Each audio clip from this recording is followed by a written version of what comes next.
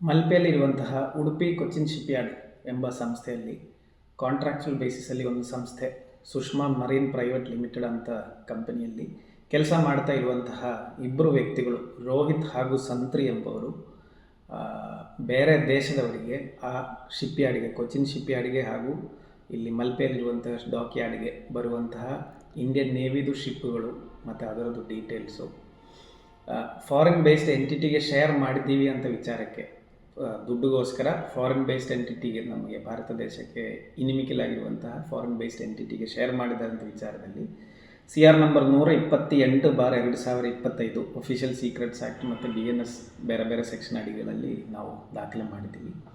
ಆವಾಗ ನಮಗೆ ಸಣ್ಣ ಡೌಟ್ ಇತ್ತು, ಇದು ಶೇರ್ ಮಾಡಿರುವಂಥದ್ದು ಪಾಕಿಸ್ತಾನಿಗೆ ಇರಬಹುದು ಅಂತ.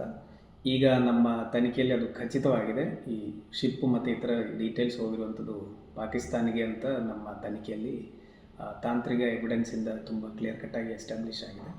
ಈ ತನಿಖೆಯನ್ನು ಮುಂದುವರಿಸಿದಾಗ ASP ಹರ್ಷ ಪ್ರೇಮದ ಅವರ ತಂಡ ಈ ಏನು ಮಾಹಿತಿ ಇಂಡಿಯಾದಿಂದ ಪಾಕಿಸ್ತಾನ್ ಬೇಸ್ಡ್ ಆಪ್ರೇಟ್ರಿಗೆ ಏನು ಶೇರ್ ಮಾಡ್ತಿದ್ರು ಅದಕ್ಕೆ ಬಳಸಿರುವಂತಹ ಸಿಮ್ಗಳು ಮತ್ತು OTP, ಈ ಸಿಮ್ಗಳಲ್ಲಿ ವಾಟ್ಸಪ್ಪನ್ನು ಆ್ಯಕ್ಟಿವೇಟ್ ಮಾಡೋಕ್ಕೆ OTP ಅಲ್ಲಿ ಪಾಕಿಸ್ತಾನಲ್ಲಿರುವಂಥ ವ್ಯಕ್ತಿಗಳಿಗೆ ಶೇರ್ ಮಾಡಿರುವಂಥದ್ದು ಮತ್ತು ಈ ರೀತಿ ಟೆಕ್ನಿಕಲ್ ಅಸಿಸ್ಟೆನ್ಸ್ ಇಬ್ಬರು ಜನ ಆರೋಪಿಗಳಿಗೆ ಕೊಟ್ಟಿರುವಂತಹ ಒಬ್ಬ ವ್ಯಕ್ತಿ ಗುಜರಾತಲ್ಲಿದ್ದಾರೆ ಅಂತ ನಮ್ಮ ತನಿಖೆಯಲ್ಲಿ ಕಂಡು ಬಂದಿದೆ.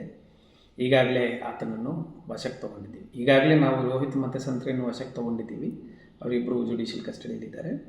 ಅದಲ್ಲದೆ ಈಗ ಹೊಸದಾಗಿ ಹಿರೇಂದ್ರ ಕುಮಾರ್ ಸನ್ ಆಫ್ ಭರತ್ ಕುಮಾರ್ ಖದಾಯತ್, 34 ವಯಸ್ಸು, ಕೈಲಾಸ್ ನಗರಿ, ಆನಂದ್ ತಾಲೂಕ್, ಗುಜರಾತ್, ಇವರನ್ನು ನಾವು ಅರೆಸ್ಟ್ ಮಾಡಲಾಗಿದೆ.